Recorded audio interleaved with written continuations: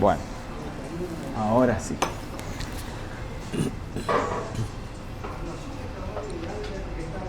Cuando quieras, arrancamos. Sí. Bueno, vamos a hacer. Estamos nuevamente en una serie de entrevistas con Analía Flores, diputada provincial, acá en este hermoso lugar que es Brix, que nos brinda un espacio mientras tomamos un cafecito, comemos cosas ricas y podemos charlar un poco. ¿Quién es Analía Flores? Bueno, primero decir que es riquísimo el café. Bueno. Bueno, la verdad que, dicho así, uno, si bien es cierto que en la política más de una vez uno tiene que dar explicaciones de quién es, no es habitual la pregunta así, pero suena interesante. Uno trata de explicarse a veces por lo que hace, digamos, ¿no? Sí. Yo si tendría que decir, diría que soy docente. El otro día empecé a juntar los papeles, como quien dice, de quien se va a jubilar, digamos, y tengo 32 años de docente. Gran parte de la vida. De gran parte de mi vida, sí, porque aparte yo soy de la generación que empezábamos aún antes de recibirnos, digamos, ya empezábamos en la docencia, yo empecé como preceptora. Entonces tenemos muchos años de antigüedad, aún cuando no coincide con la cantidad de años de recibidos, digamos. Claro. Era otro sistema educativo, entonces uno era un estudiante avanzado en la carrera y ya tenía ofrecimiento de horas, de cargos, digamos. Así que yo ¿Siempre pensaste en ser docente o por la vida docente desde chica, digamos, o eso nació o por herencia? No, pensarlo no, porque no lo pensé así. Si bien yo tengo raíces biográficas de docente, mi mamá es docente, yo crecí viéndola enseñar a ella. También por el lado de mi papá yo tengo todos maestros, son los clásicos maestros correntinos que vinieron al Chaco a enseñar, cosa que yo creo que a veces falta un reconocimiento a todos esos maestros correntinos que vinieron a enseñar al Chaco. Mira. Y por el lado de mi padre, en mi familia en realidad todos son abogados, pero Mira. bueno, yo un poco siempre fui a contracorriente, digamos. Y bueno, elegí la docencia, primero un poquito a tientas, digamos. Yo quería ir a estudiar a La Plata, pero en ese momento no me dejaron ir porque era muy chica, bueno, esas cosas, ¿no?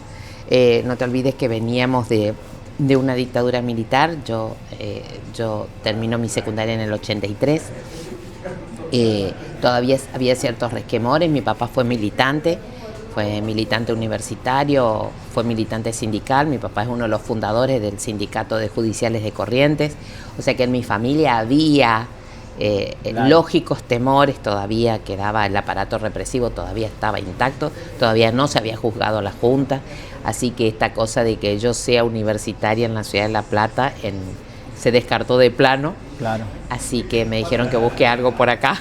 Claro, sí, acá en la zona te quedás. En la zona te quedás y bueno, empecé a interesarme, a hacer un buceo sobre carreras y encontré el profesorado de filosofía en humanidades. Mira. Y bueno, de lleno, ahí sí. Una vez que me inscribí, me compenetré profundamente porque aparte empecé a militar. A la par. A la par, yo ya milité en el ingreso irrestricto. Nosotros militamos porque hasta que yo llegué nosotros rendíamos ingreso. Había ingreso, claro, rendíamos historia y filosofía para ingresar. Y ya inmediatamente empezamos a militar el ingreso irrestricto. Así que yo ya, antes de hacer una materia, ahí brotó lo que llevabas en la sangre. Sí. Ya ahí ya empezamos a militar de lleno en la vida militante universitaria. Así que ahí empezó mi militancia, digamos, también porque en la secundaria no hubo posibilidad, porque yo hice la secundaria en plena dictadura militar, claro, digamos. Sí. Pero bueno, siempre el germen en mi casa siempre se discutió política, se hablaba de política, se leía mucho. Se respiraba política.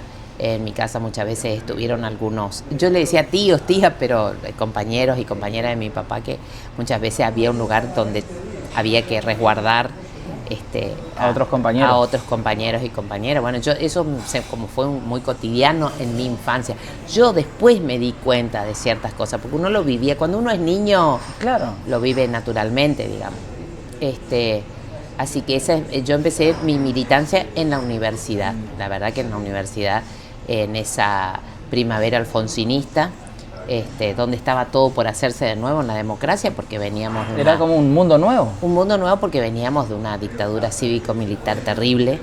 Y bueno, eso, ahí empecé mi carrera de docente y la verdad que se abrió en mí una vocación que, bueno, hasta hoy en día Una pasión. Una pasión, sí. Yo doy clase y me sano. Yo te escucho hablar y se nota esa pasión por enseñar, por educar, por debatir, siempre desde lo pedagógico y que el otro aprenda algo. Bueno, eso sí, me decía el otro día alguien vinculado a la política, me decía, tenés la virtud, Analía, de que todo el tiempo vos querés que se te entienda. Sí. No es sincrética tu discursividad, sino más bien vos todo el tiempo estás tratando de... Y yo le digo, sí, debe ser la práctica docente, sí. Que el docente lo que se preocupa es que el otro aprenda, claro. Y que entienda lo que uno está diciendo, ¿no? Sí, puede ser eso. Y en la política, la verdad que a mí la docencia, yo le debo agradecer sobre todo a la educación pública. Yo soy una agradecida a la educación pública. A mí todas las posibilidades que me ha dado mi título, por supuesto postítulo, porque bueno, vos viste cómo es, que uno tiene que seguir estudiando, y, sobre todo en la universidad, que nosotros concursamos yo soy titular de la cátedra de didáctica especial de la filosofía en humanidades, o sea, yo enseño a enseñar filosofía, digamos. Claro. Soy titular de esa cátedra. No te la regala nadie, la tenés que... No, hay que andar. Si bien es cierto, yo tuve profesores y profesoras muy generosos conmigo. Mi profesora, que terminó siendo mi colega y amiga, Mirta González, mi profesora que fue la titular de la cátedra, yo fui su adjunta y después quedo como titular yo. La verdad que yo tuve profesores excelentes, compañeros muy humanos, que te enseñan esa otra parte, digamos, que no te enseña la academia vacía, sino esa academia que también te enseña a circular humanamente por la vida, digamos, ¿no? Está bueno eso. Y en Ciencias Económicas soy adjunta en la Cátedra de Metodología de las Ciencias. O sea, yo soy profesora en Ciencias Económicas y en Humanidades. Ahí está mi docencia, digamos. Claro.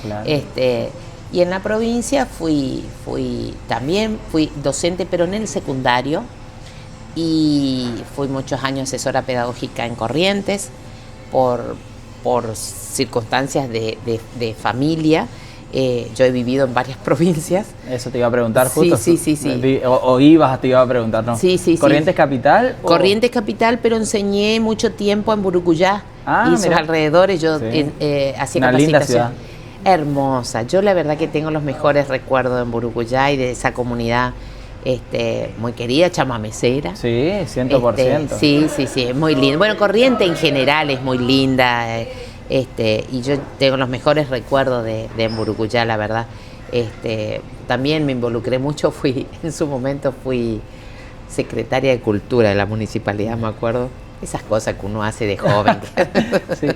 En esto, por ahí, yo sé, cuando uno se va involucrando, yo creo que es por el afán de uno mismo de hacer, no crecer a uno, sino de hacer crecer o de disponer de conocimientos en los lugares donde uno está. Sí, la verdad que uno cuando hace retrospectiva de la vida, uno ve cuánta inquietud a veces lo ha movido. En mis hijas, yo tengo 2 hijas, Silvina y Luján, y mis hijas por ahí me dicen, digo yo, bueno, no, ya no voy a hacer nada, me voy a quedar en casa y me dicen, ¿quién te va a aguantar? Sí. ¿Y ahí cómo llega, bueno, era docente, fuiste militante, muy activa, y cómo llega la posibilidad de meterte de lleno en la política? ¿Por quién o en qué contexto, en qué época? Bueno, yo quedé siempre muy vinculada con todos mis compañeros de militancia universitaria. Yo después me fui del Chaco porque, bueno, en ese momento mi conformación familiar, quien era mi esposo en ese momento, tenía trabajos en otras provincias porque él se dedicaba específicamente a cuestiones que le hacían que tengamos que ir a otras provincias. Pero yo siempre quedé en contacto. A mí la universidad no solo me dio la militancia, no solo me dio mi título, sino que me dio un grupo de amigos excepcionales, digamos, ¿no? Claro. Esa amistad que te quedan de por vida, digamos. Cuando yo vuelvo al Chaco, ya Coqui estaba en campaña, era esa campaña que primero, sí, ya que ganó por poco, yo ya estaba acá, y bueno, yo vivía en Corrientes en ese momento, y unos compañeros de toda la vida, que cuando Coqui gana su primer gobierno, me dicen, Analía, me invitan, ¿no?, a participar de los equipos técnicos, me dice, como una compañera como vos, ¿no? Bueno, esas cosas, ¿no? Sí, que uno sí. Convoca también a los que conoce, a los que tiene confianza, y bueno, en ese momento asume como, ya se iba, Marín Pilati se iba de ministra, se iba a la senaduría, y viene, Tete viene y me convoca para hacer equipo, Tete Romero, sí, que fuimos a la facultad juntos, claro. Somos todos de la militancia de esa época. Y bueno, ahí empiezo como equipo técnico, por supuesto. Bueno, y a partir de ahí fue un camino de ida. Sí. Y en bueno, el que continuás, digamos, en el que sí. fuiste Sí, con varios. Sí. Yo soy de la generación que todo pasito a pasito, digamos, no, sí. Mi generación no tuvo mucha precocidad porque nosotros tuvimos que pasar instancias, los 90, por ejemplo. Cuando éramos muy jóvenes, estaban esos popes en el partido y en la política, que los jóvenes éramos un detalle, digamos, no era que vos te sentabas de igual a igual con ellos a negociar nada, digamos. ¿Estabas ahí como para acompañar y nada más? Sí, no, sí, había ese adultocentrismo capaz, digamos, ¿no? Nosotros le damos otro protagonismo a los jóvenes hoy en día. También tiene que ver con el transcurso de años ya y de desarrollo de la democracia también, ¿no? Y que hemos aprendido. Pero nosotros no éramos una generación, no llegamos tempranamente al poder, ni a lugares de toma de decisión, ni mucho menos. No. Llegamos mucho después, digamos, ¿no? Mucho después. El mismo Coqui hizo todo un recorrido hasta llegar a la gobernación, digamos, ¿no? Digo como referente que somos todos más o menos de la misma generación. Algo que hoy en día se contrasta con sí, lo que nosotros, era la política. Claro, sí, nosotros ya ahora tenemos gente que ha llegado muy joven a ser funcionarios, por ejemplo. Claro. Nosotros eso era impensado. Era una excepcionalidad si había alguien joven. La militancia joven era, como decíamos antes, era un acompañamiento y como para generar también más fuerza a los políticos que ya venían haciendo trayectoria. Nosotros a la edad que algunos compañeros ya estuvieron en lugares de poder, nosotros a esa edad estábamos en el barrio, militando, caminando el barrio. Sí, militando, no sé, haciendo clases de apoyo, estábamos en esa todavía, digamos. Claro. Entonces es otros tiempos, otras cosas. Yo llegué a diputada a los 57 años, digamos. Claro. Y eso, soy de una generación de mujeres que no tuvimos acceso fácil tampoco a lugares y puestos de decisión. A las mujeres de mi generación les fue muy duro, digamos. Le costó muchísimo. Nos costó mucho. Yo soy una de las pocas de mi generación que por lo menos hizo ese recorrido, ese camino. ¿Vos crees que eso... y hay compañeras valiosísimas. ¿Y vos crees que esto fue a nivel general o a nivel partido o a nivel...? No, en general, la política en general. Mira, yo he participado de encuentros de mujeres políticas, por ejemplo, he tenido la oportunidad, de, cuando he sido funcionaria, yo fui subsecretaria también en el Ministerio de Educación, cuando vos te juntás con mujeres que estamos en la política, en lugares de toma de decisiones, todas más o menos contamos en el mismo tono, no importa el partido, no importa el sector, todas contamos lo que cuesta a la mujer llegar a esos lugares, no es fácil. Y todas en general, yo siempre digo, súper formadas, y con trayectorias, con responsabilidades, con currículum vitae sumamente profusos en experiencia, y sin embargo con todas las limitaciones.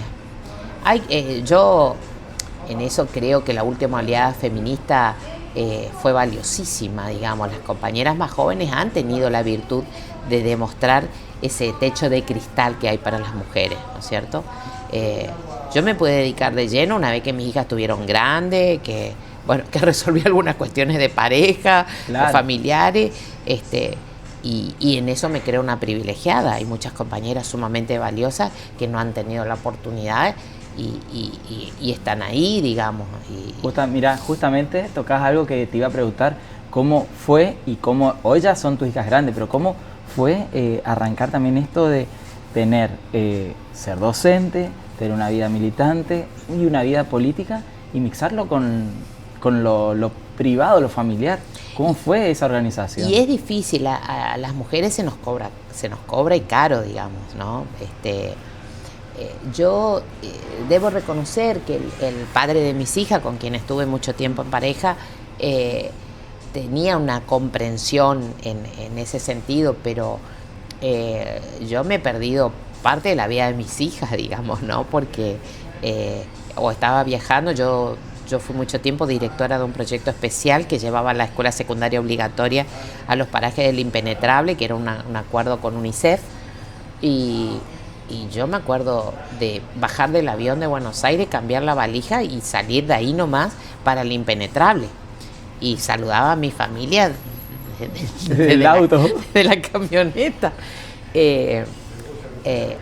Sí, también eso, siempre también, yo hoy la verdad que no como madre, no sé si tiene validez que lo diga como madre, pero la verdad que mis dos hijas son buena gente, lo que más me importa, digamos, son comprensivas, lo llevan con mucho humor, por ahí me dicen, bueno, mamá, eso era cuando vos no estabas. Claro. Sí. Pero sí, también es cierto que son dos mujeres independientes, decididas, sumamente libres en sus decisiones, también se han formado con carácter, con una personalidad que yo creo que no para mí, sino para ellas, digamos, porque las que van a vivir su vida son ellas. Por supuesto que uno trata de acompañarlas y de querer. Sobre todo yo trataba siempre de trasladarle confianza, digamos, ¿no?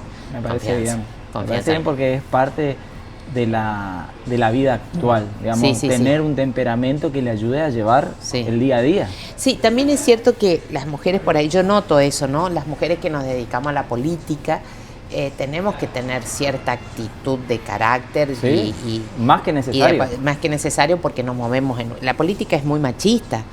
Sigue siendo así. Sí, sigue con parámetros patriarcales. Inclusive a veces vos encontrás compañeras que no por ser mujer no dejan de ser atravesadas por la cultura patriarcal, digamos, ¿no?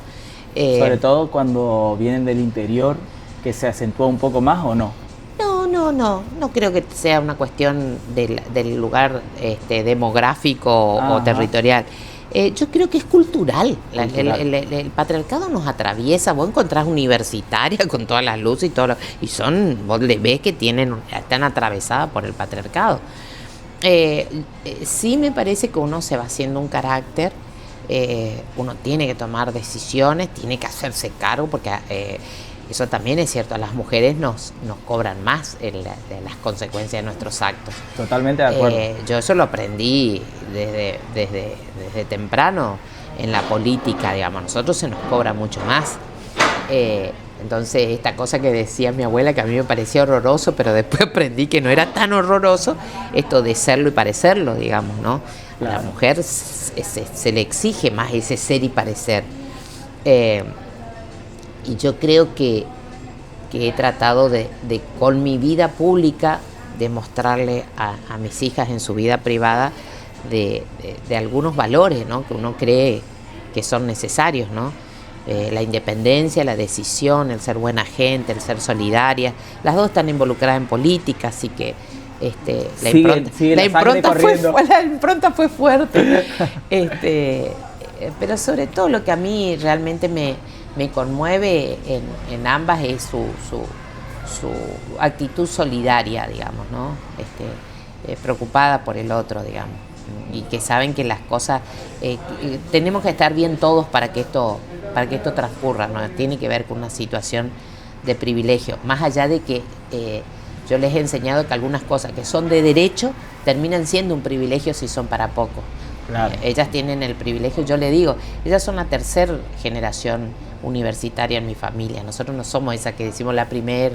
Claro. Yo ya tengo mis padres universitarios, nosotros, mi hermano, yo, todos somos universitarios, ellas son universitarias, es decir, nosotros somos tercera, cuarta generación de universitarios. Entonces, eso que es un derecho, nosotros tenemos que entender que también es un privilegio. Y en tanto eso tenemos que actuar. Por más que el acceso sea público, ¿no es cierto?, no todos pueden llegar. No todos llegan, lamentablemente. Lamentablemente, por eso digo, lo que es un derecho a veces se termina convirtiendo en un privilegio. Será la tarea de los que tenemos ciertas responsabilidades saber que eso hay que tensionarlo y trabajarlo para que realmente se conforme en un derecho. Claro. ¿Cómo es un día o una semana, Analía? Porque me imagino entre familia, docencia, sesiones legislativas, el tener que organizar o investigar para las sesiones legislativas. ¿Cómo se organiza Analía con todo eso? Me imagino no es fácil. No es fácil. Yo al principio me parecía como una cuestión superficial tener personas que te organicen la agenda. Me parecía como que no daba. Me decía, una ayudita nomás. Sí, bueno, no. Después aprendí que no. Necesito. Yo tengo dos personas que me acompañan hace mucho en mis gestiones, Patricia y Laura. Dos compañeras que aparte... Le mandamos saludos. Saludo a las dos. Seguramente van a ver la entrevista. Sí, saludo a las dos. Patricia sobre todo. Laura fue hasta mi alumna, imagínate, en la universidad. Y Patricia, una amiga de años, porque vos también tenés que rodearte en estos ámbitos de personas de mucha confianza, porque vos le entregás tu vida, no sé, ellas a veces... Tienen que acompañar y cuidar. Ellas a veces, imagínate que me programan hasta la cita al médico. Porque, claro, porque si no yo digo... por eso yo te digo, ellas me llevan la agenda. Si no tenés una agenda organizada es imposible. Bueno, ellas me llevan la agenda, por supuesto. Después tengo todo un equipo técnico de asesores, muy bueno, la mayoría son mujeres. En educación tengo un compañero, Fabio, que es el que asesora en educación. O sea, hay todo un equipo que te tiene que acompañar. Ahora lo entendés que es necesario. Ahora entiendo que es totalmente necesario, no puedo funcionar. Yo me levanto muy temprano, tenga o no actividades, me levanto temprano, porque me tengo que arreglar. Ya con los años se ocupa más tiempo en arreglarse, ¿no? Bueno, eso es la cuestión docente, ¿viste? Yo docente, porque para mí... decirte, pero eso de la docencia ya viene. Sí. Viste que el popular maestra de escuela. Sí, tal cual. Mi hija me dice, mamá, mira al supermercado. Le digo, ay, no, pero me tengo que arreglar algo, le digo yo. Yo me levanto muy temprano, generalmente voy, salvo que haya una actividad muy particular, voy todos los días a la oficina. Yo soy de ir todos los días a la oficina, soy de esos diputadas que van todos los días a la oficina. Los lunes y martes y miércoles se concentra la actividad de trabajos en comisión y cuando no, de sesión. Así que lunes, martes y miércoles para mí son muy intensos en trabajo legislativo. Yo trabajo mucho en labor legislativa. Algunos me dicen, Analía, no trabajes tanto, salí un poco más y qué sé yo. Pero bueno, no sé, no puedo no iguales entonces, Analía. Sí, no puedo no responsabilizarme. Yo si se habla de algo, quiero saber, quiero entender, no quiero ser una levantamano.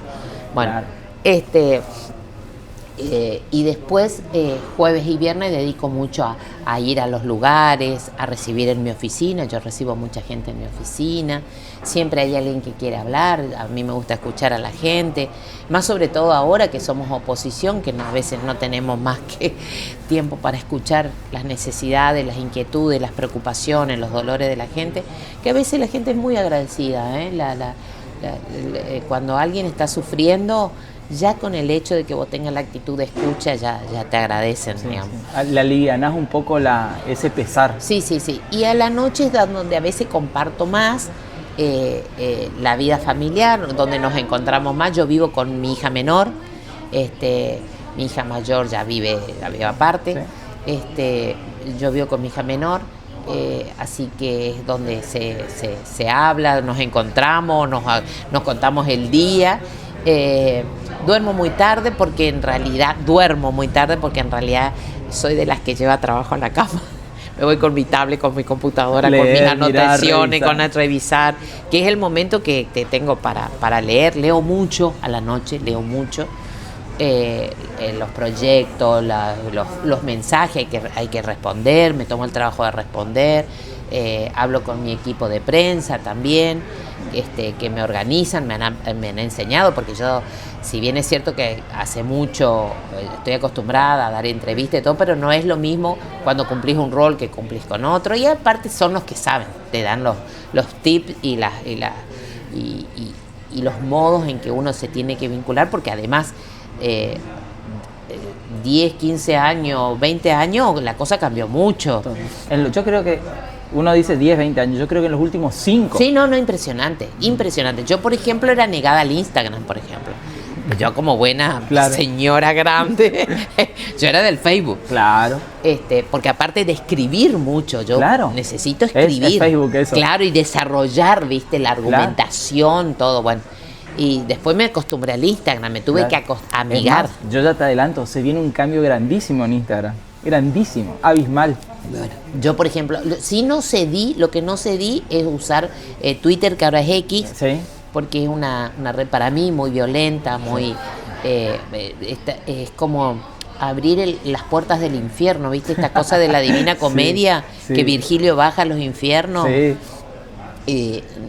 Me parece que no agrega nada. Yo, en particular, yo sé que hay gente bajón que tiene otra dinámica. Yo no puedo, porque escribe una barbaridad a alguien y yo le quiero argumentar, contestar, aclarar. Y me dicen, no, Ana, eso no se hace así, ¿no? Entonces no me interesa, realmente no me interesa eso. Y me parece una buena decisión, porque siempre, así yo como consultor, le digo que no tengas una red social en la que no vas a ocuparte o no la vas a entender bien. Claro, exactamente, ¿sí? Exactamente. Yo, inclusive en el Facebook, yo peleo por mi Facebook, porque le digo, ahí está la mayor cantidad de gente con la que yo me relaciono, con la que me entiende, con la que me escucha, con la que puede debatir digitalmente. Claro, la mayoría de los docentes, por ejemplo, que es mi ámbito y es mi área, es mi público, diríamos, está en Facebook. Claro. Está en Facebook. Ahora recién empiezan a incursionar en Instagram, que según las nuevas generaciones le estamos arruinando el Instagram. No está arruinando. Yo creo que vienen a complementar de otra manera. Y puede ser, porque tenemos otra dinámica. Sí. A mí me cuesta mucho hacer esos videos, me dicen aclarar, Ana, o profundizar algo, y te da un minuto, y le digo, pero ¿cómo es en un minuto? Es imposible, le digo. Bueno. Pasa la gran mayoría. Sí, entonces, pero porque yo vengo también de una lógica formativa y una manera de estructurar epistemológicamente la realidad con otros tiempos. Claro. Entonces, yo veo que ahora les cuesta concentrarse. Como yo digo, es un cachetazo así, sí, pero después no queda nada, porque después vos profundizás. No existe comprensión. Exactamente. Sí. Entonces, a mí esto de saltar de una a otra, me cuesta. Analía, ¿qué, por ejemplo, es de salir, qué le gusta? Teatro, cine, música, salir a cenar y a conversar. A mí salir a conversar me encanta. Yo soy fanática del café, no tomo mate. Mira. No tomo mate, soy muy del café. A mí me gusta salir mucho a tomar un cafecito, a charlar con amigos, con todo. Ahora con mi pareja, digamos, siempre nos tomamos un tiempito de ir porque uno cuando con la edad ya tiene otra, claro, si se da segunda oportunidades ya claro, es de otra manera, claro, es con otros tiempos, así que nos tomamos el tiempo de salir a tomar un café, de charlar, lo mismo con los amigos, a cenar. Me gusta mucho cuando así esa intimidad de amigos, invitar a mi casa. Yo en general no cocino, pero sí me gusta en esas ocasiones cocinar. Esa juntada, me imagino, con esos amigos más privados, ¿deciden hablar algo de política o decir, no, hoy hablemos de otra cosa? No, o directamente no, yo no entiendo no hablar de política. Bueno, estaba por decir. No. Yo, imposible. Yo por ahí trato, cuando estoy en otros ámbitos, trato, pero imposible. Yo, la verdad que hago un esfuerzo. Si yo no hablo de política, es porque estoy haciendo un gran esfuerzo, un grandísimo esfuerzo. Yo me he dado cuenta, pero por eso justamente, por ahí, bueno, dice, no, me voy a tomar hoy la licencia de tratar de no hablar o hablar lo mínimo posible. Sí, no, yo me cuesta mucho y aparte ya estoy en una edad donde cada vez cedo menos también. Claro. Ya he cedido otras veces, digamos, claro. ¿Viste? Y por ahí no te dicen, no, Ana, hoy hablemos de otra cosa. No doy habilitación a eso porque no me junto con gente que... Por eso también se redujo mucho también mi círculo de... Claro. Porque también no tengo ya ganas de algunas cuestiones, de conceder algunas cuestiones.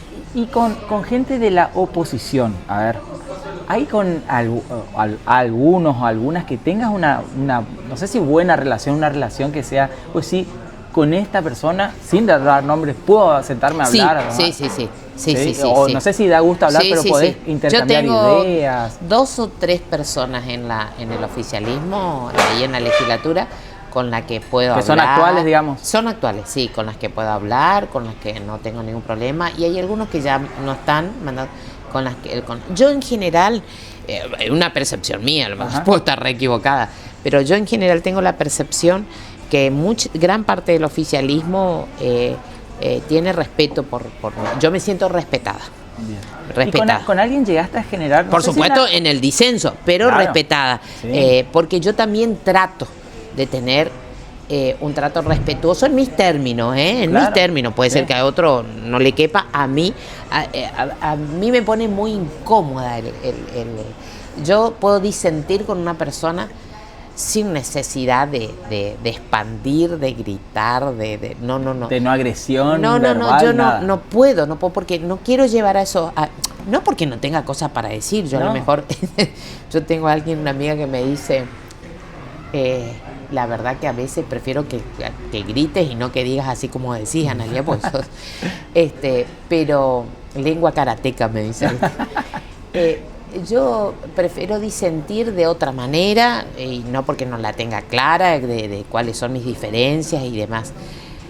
Pero yo me di cuenta con el pasar del tiempo, porque uno también con el tiempo uno va sopesando otras cosas.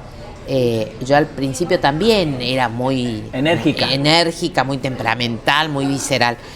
Pero lo que pasa es que uno después abre puertas que... Hay cosas, vos le abrís puertas, cuando sos así, abrís puertas a cuestiones que a veces no podés manejar del todo y que te hacen mucho daño, que te dan mucho dolor. Y aún así, mira que yo cuido, a veces me pasan cosas que tengo que recuperarme y me doy cuenta que cada vez más me cuesta más. Antes era como cuando vos sos más joven, uno pasa las páginas. Con el tiempo no, hay cosas que no pasan, que duelen más, que uno tarda más en recuperarse, y la política tiene esa parte barrosa, digamos, ¿no? Sí. Entonces yo prefiero no abrir ciertas puertas que no sé qué va a volver de ahí. Trato de de reducir lo imponderable. Entonces yo no abro una ofensa porque no sé cómo va a venir del otro lado, no sé si me voy a... Qué buena decisión es esa, pero también fue un camino para llegar. Un camino, no, por supuesto. Son procesos, siempre digo que los procesos son importantes. No porque no reciba a veces ofensas, agravios, a veces ofensas muy dolorosas, a veces cosas que a uno le quedan en su adentro, pero trato de no responder con la misma moneda. ¿Ha pasado por ahí que con, ya sea un compañero o militantes o de la oposición que por ahí tuvieron un entredicho muy importante y después pudieron limar esas asperezas? Sí, sí, sí. ¿Sí? Sí, sí, sí, sí. Sí, sí, sí. La política te enseña eso. Sí, sí, sí. Hay cosas. Yo, por lo menos yo, no tuve nunca nada tremendamente irreconciliable, digamos. Y en política uno tiene que aprender a conciliar, no porque se trague sapos, sino porque uno tiene que aprender a conciliar ciertas cosas. Y conciliar no quiere decir volver al estado inicial. Claro. Si hay una confianza que se rompe, se rompe. Se rompe. Eso es como un cristal, digamos, claro. No hay forma. Pero sí, saber que en determinados términos, en determinadas situaciones, uno puede relacionarse, vincularse. Tampoco uno tiene que hacer solamente, eso yo también lo aprendí, no podés hacer política solamente con tus amigos y con los cercanos a tu querer, porque es imposible, imposible. Uno tiene que dar respuesta a veces a gente con la cual no hablaría en otros términos o en otras circunstancias, pero bueno, yo soy diputada de la provincia. Claro. Yo me imagino en esto de ser docente, como profesión, ¿no es cierto? También te habrá pasado de que en los términos laborales políticos, ya sea con alguno de los cargos que tuviste o en la legislatura, también has tomado aprendizaje de otros que no son de tu palo, por así llamarlo. Sí, no, totalmente. ¿Y llegaste con alguno a generar algún cierto vínculo, no te digo de amistad, pero de cercanía? ¿Con alguien que no es de la oposición?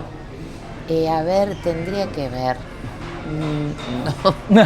No, amistad no. No, amistad no digo, pero un vínculo, decir que me puedo encontrar, no sé si tomar un café, pero podemos charlar tranquilamente. No, eso sí, pero amistad no. Amistad no. Me imagino que la amistad es difícil por todo lo que conlleva. Sí. Y a esta altura de la vida,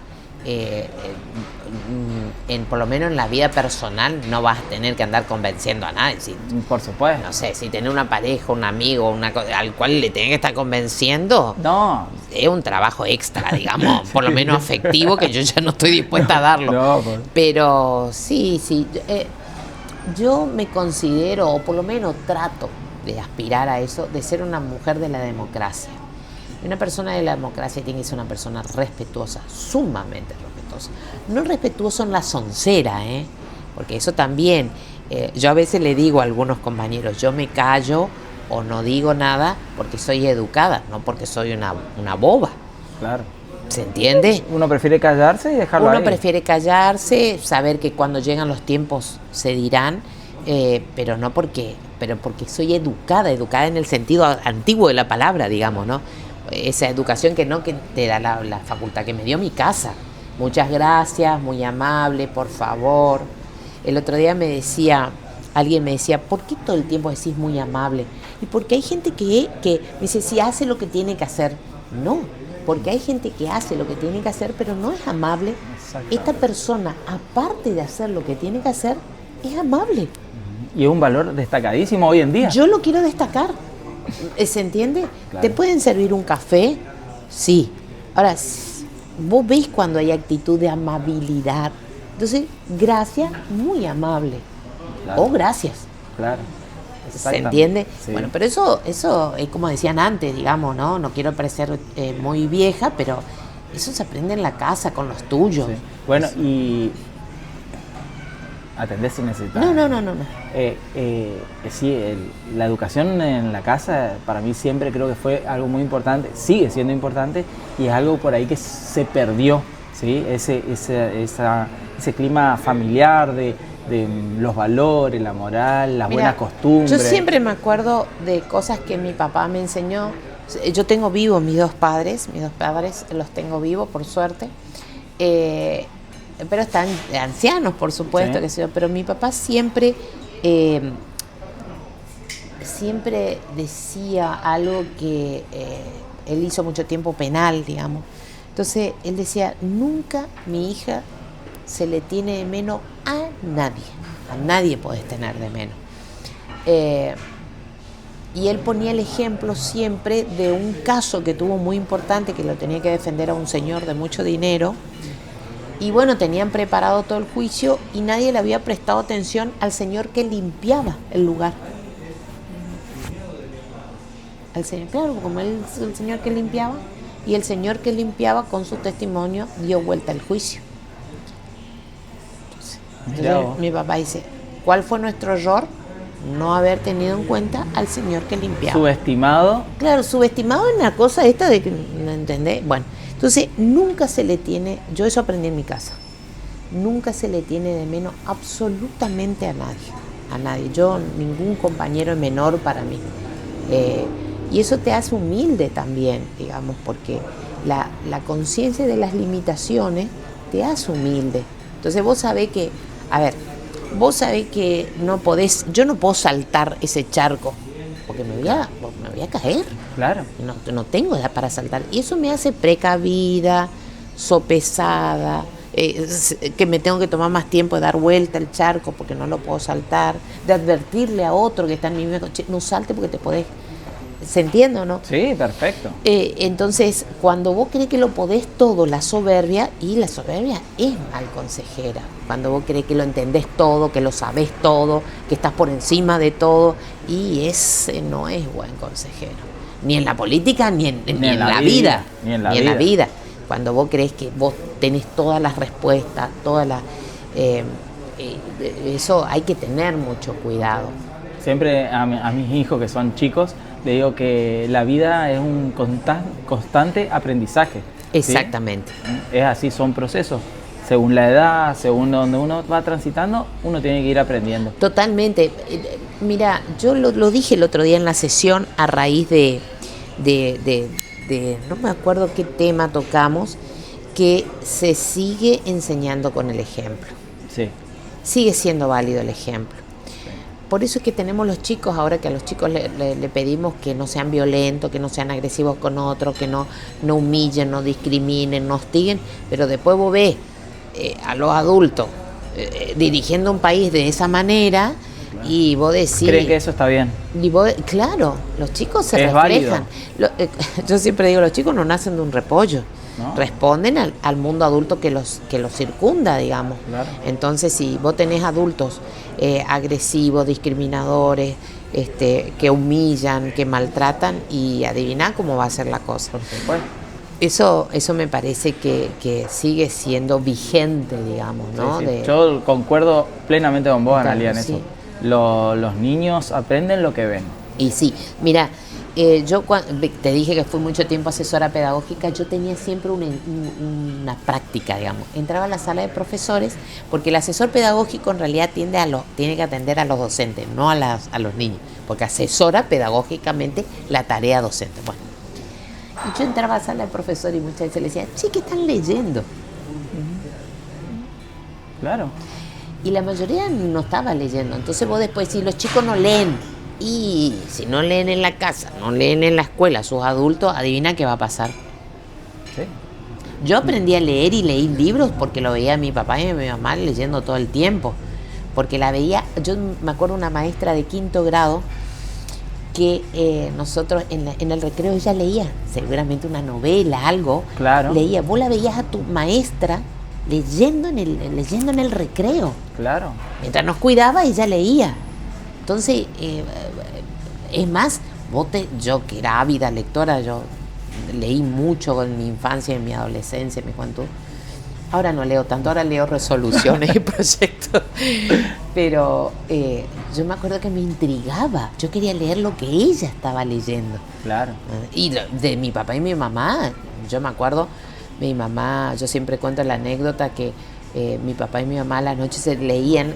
Viste que el libro que estaba en la mesita de luz, leían y se reían, ¿viste? Entonces yo quería leer ese libro, claro. ¿Viste? Después no entendía nada porque era un libro para grandes. Claro. Pero era porque uno con el ejemplo. Claro, uno aprende lo que ve en la casa. Y si vos tenés adulto todo el tiempo mirando la pantalla y después no le podés decir al chiquito, porque la criatura y el adolescente quiere hacer lo que hace su adulto. Por eso digo que hay que revisar también esa cuestión de enseñar con el ejemplo. Parece, digamos, tradicional y un poco vieja la cosa, pero me parece que los niños nos miran. Sigue siendo válido hoy en día para mí también. Sí. Los niños nos miran y y los niños y los jóvenes están pendientes.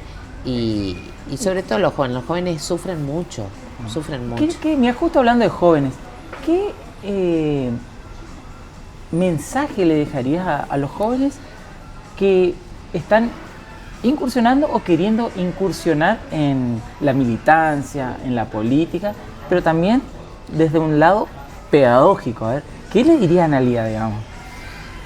Mira, yo hablo mucho con los jóvenes militantes porque mi hija más chica es muy militante, digamos, y está muy involucrada, es presidenta de un centro estudiante en la facultad, así que está, imagínate. Yo hablo igual desde más todavía joven, desde el que está en el secundario. Sí. Nosotros muchas veces, yo cuando fui directora general de política socioeducativa, promocioné mucho la creación de centros de estudiantes en el secundario. Nosotros tenemos una ley de centros de estudiantes.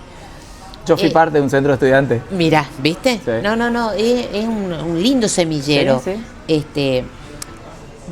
Yo siempre trato de decirle a los más jóvenes, a los que militan más jóvenes, que la militancia tiene que hacerse desde el corazón, desde eso cuando no te importa irte en un colectivo urbano hasta el impenetrable. Tiene que tener algo de mística, porque si nosotros desde muy temprano le hacemos entender a los militantes más jóvenes que todo es prebendario, que todo es a costa de una transacción, de un te doy esto para que vos me des esto, y estamos cometiendo un gravísimo error. No se puede hablar con un militante de 15, 16, 20 años, ¿cuánto te doy para que...? Yo entiendo, no quiero parecer, digamos, con un planteo fuera de tiempo, digamos, pero no para hacer algo necesariamente tener que salir a pedir fondos. Claro. Muchas veces tiene que ver con el aprendizaje de la organización, para que después, cuando realmente, mi generación que llegó después, nosotros teníamos militancia sin fondos, no se nos ocurría, digamos. Claro, no había posibilidad de pensar en que necesito algo para... No lo pensábamos así, digamos, no lo pensábamos así, era quién tiene esto para sumar esto, bueno, y ahí íbamos. Pero no había esa concepción, digamos. No digo que sea mejor esta medida, digo mi experiencia. Claro. Mi experiencia. Porque si nosotros desde muy temprana edad le hacemos entender a los militantes más jóvenes que solo es posible militar ideas, de profundizar convicciones, de llevar la palabra, de creer que la política puede cambiar la realidad de la gente para que viva mejor y feliz, solamente es posible con recursos económicos. Y es muy pobre la propuesta para los jóvenes, porque los jóvenes tienen algo que no tenemos los más grandes, que es la fuerza de voluntad. Sí, es como una chispa y un fuego que es lo que deben expandir. Es tal cual. Y si vos ya de entrada le decís que la única manera es con recursos y que no hay otra manera, y estás limitando una capacidad de creación, de imaginación, de acción. Como hablábamos hoy con el tema de las pantallas, si a los chicos tan chiquititos ya le ponen una pantalla, los estás limitando todo, su creatividad, su manera de expresarse, todo. Por supuesto que para hacer política vos necesitas estructura, necesitas recursos. Yo tener para ponerle combustible a mi auto para ir hasta plaza, hablar con compañeros y con compañeros docentes o compañeros trabajadores, lógicamente necesito tener dinero para ponerle combustible al auto, eso sin ninguna duda. Lo que quiero decir es que no puede pasar por eso. Claro. ¿Me entendés?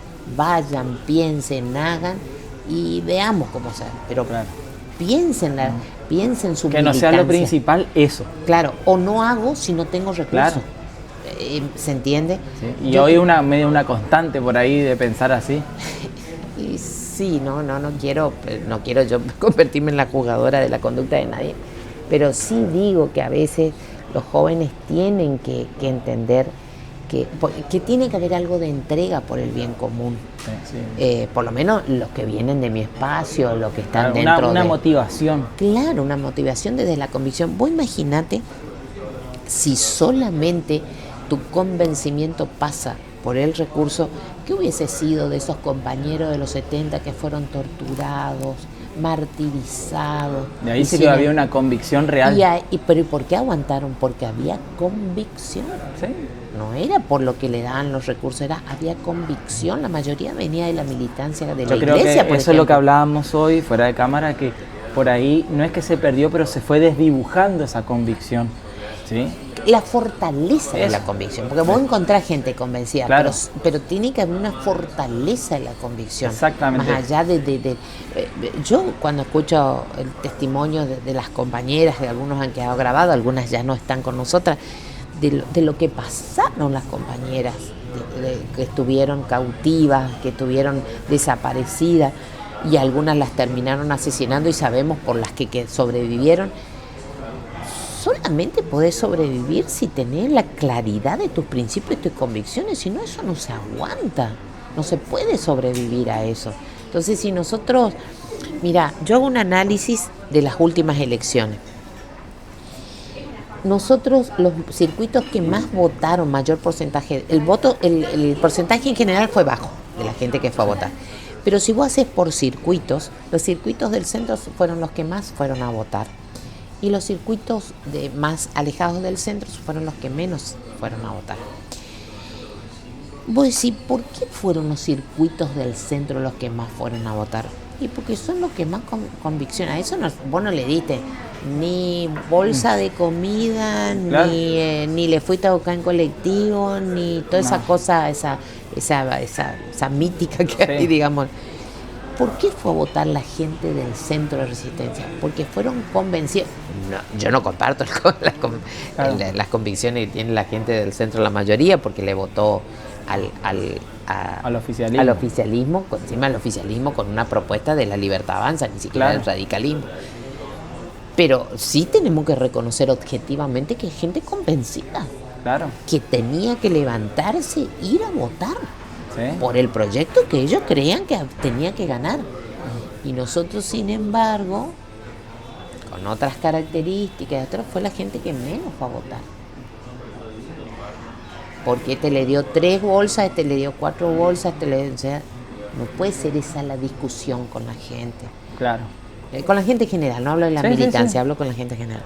Entonces, y a lo mejor es la gente que más nosotros necesitamos que vaya a votar para cambiar su realidad, para tener oportunidades de ayudarlos, de socorrerlos. Hay gente que siempre acompañó y hoy dejó de ese... Y bueno, por eso digo yo, nosotros tenemos que trabajar sobre las convicciones. Claro. Sobre las convicciones que están convencidos, convocados por este proyecto, y nosotros... Claro. Son convicciones internas para convocar estas otras convicciones. Claro, por supuesto que, por supuesto que una persona que no come todos los días, no le podés pedir ni exigir. Claro. Por supuesto. Lo que digo es que nosotros como militantes, trato de razonar y de analizar racionalmente esto, nosotros no le podemos pedir a la gente lo que nosotros, ni siquiera nosotros como referente, el conductor, yo no soy conductora de nada, pero sí referente, porque soy legisladora, nosotros le pedimos a la gente. Yo creo que hay que trabajar más la convicción sobre las ideas, sobre las propuestas, sobre nuestra propia historia. Nosotros tenemos gente, militante muy joven, a la cual hay que contarle la historia del peronismo. Pero no para que no es que nació ayer. Claro, no para que lo repitan tal cual, porque ellos seguramente tienen que hacer la propia interpretación de sus tiempos, pero sí tienen que saber, sí tienen que entender.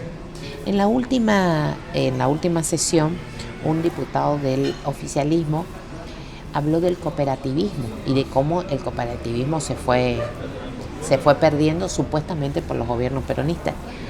Y yo la verdad que no tenía ganas de responder en esas condiciones que se estaba dando la sesión, pero yo decía, ¿cómo falta historia y consenso y sabiduría e información sobre el pasado del peronismo y de los movimientos sociales y populares para responderle a este señor del oficialismo, porque justamente los gobiernos que él apoya y las ideas que él apoya fueron en realidad las que fueron por los cooperativistas.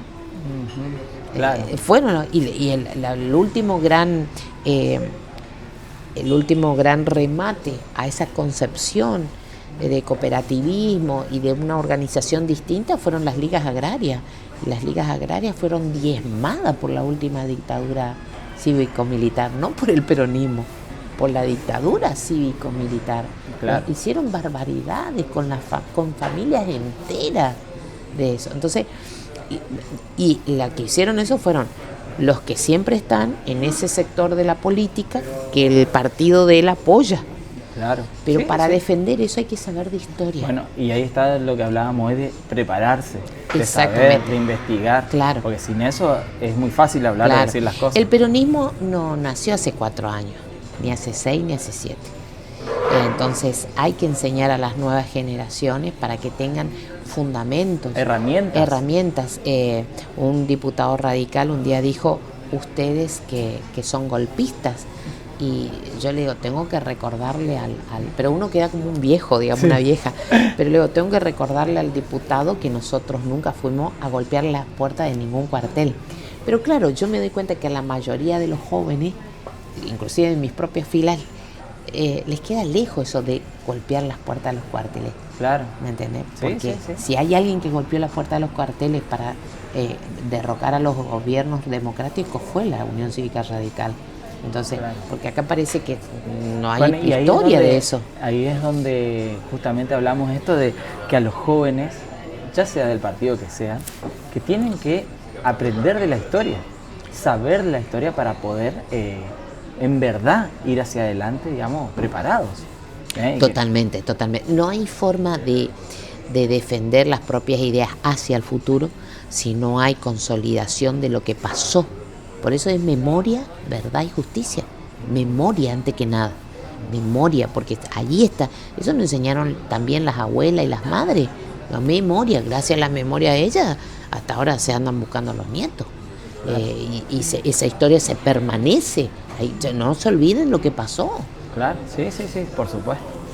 Bueno, Analía, creo que hicimos un repaso por ahí desde tu vida personal, familiar, la política que está atravesada todo el tiempo, sí, digamos, y conocimos un poco más de Analía.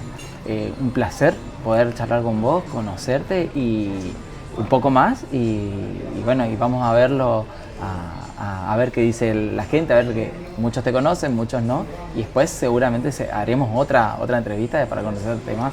Bueno, Fabián, yo agradecida, la verdad, muy cómoda, muy lindo charlar con vos. Cuando me contaste la idea, la verdad que me pareció muy linda, porque es cierto muchas veces en el fragor de la política que por lo menos en mi vida es totalmente omnipresente. Hablar un poco de uno para que los demás conozcan esa otra parte que es la parte también que yo también voy al supermercado, pago cuentas, claro, por supuesto, trabajo, me preocupa la antes vida del supermercado cotidiana. dijiste tener que maquillarte. Sí, me voy al supermercado, pongo el lavarropa antes de irme a la oficina, cuelgo la ropa cuando vuelvo de la oficina, así que yo agradecida por el espacio, muy amable, y bueno, espero que tenga éxito todo este emprendimiento. La idea es poder, ¿no es cierto?, esto también contagiar a los demás, colegas, también ahí en el ambiente legislativo, contarlo, che, mirá, se están haciendo esto y seguir avanzando. Sin ninguna duda que esto se va a saber. Bueno, un gusto entonces, un placer, y bueno, agradecemos de nuevo a Brix por brindarnos este lugar. Gracias, Brix, riquísimo el café, tanto el café con leche como este cafecito. Bueno. Los chipá, un lujo. Bueno, nos vemos entonces pronto y gracias de nuevo. Gracias a vos.